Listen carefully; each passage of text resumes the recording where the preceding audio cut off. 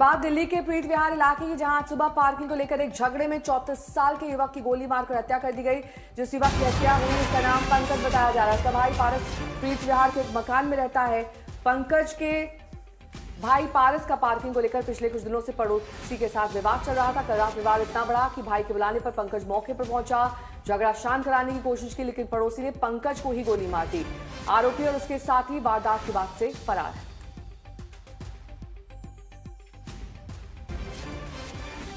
तो दिल्ली पार्किंग झगड़े में एक शख्स की जान चली गई है। गोली चलने के बाद पंकज नाम के शख्स की मृत्यु हो गई है।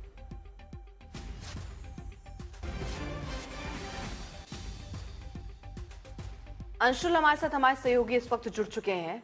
अंशुल, हम एक बार फिर से देख रहे हैं कि किस तरह से छोटे छोटे विवादों पर गोली तक चलने की घटनाएं सामने आती हैं। जरा इस घटने के बारे में विस्तार से बताएं।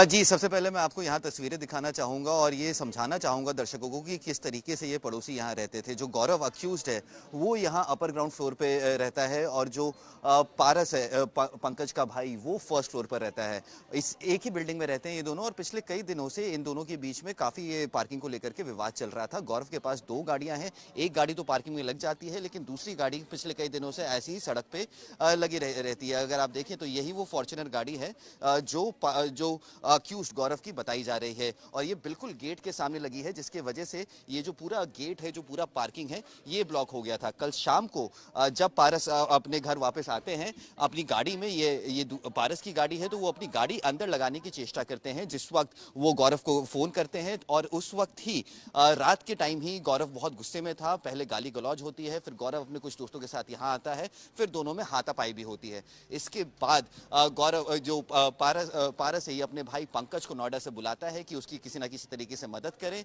और ये जो पूरा मामला है इसको कहीं ना कहीं रिजॉल्व कर पाए। जब पंकज यहाँ पहुंचता है तो गौरव अपने दोस्तों के साथ एक बार फिर यहाँ आता है और उस वक्त फिर गाली गलौज होती है, फिर हाथापाई होती है और गौरव इतने गुस्से में आता है कि वो अपनी गाड़ी से बंदूक निकालता है और 3 गोलियां पंकज की तरफ फायर करता है। अगर मैं आपको यहाँ तस्वीरों में इस वक्त दिखाऊं तो यहाँ पे जो मार्किंग्स की हुई हैं पुलिस ने, यहाँ बुलेट केसेस और ब्लड के स्टेन्स थे जो पुलिस ने यहाँ पर इस वक्त मार्क कर दिए हैं।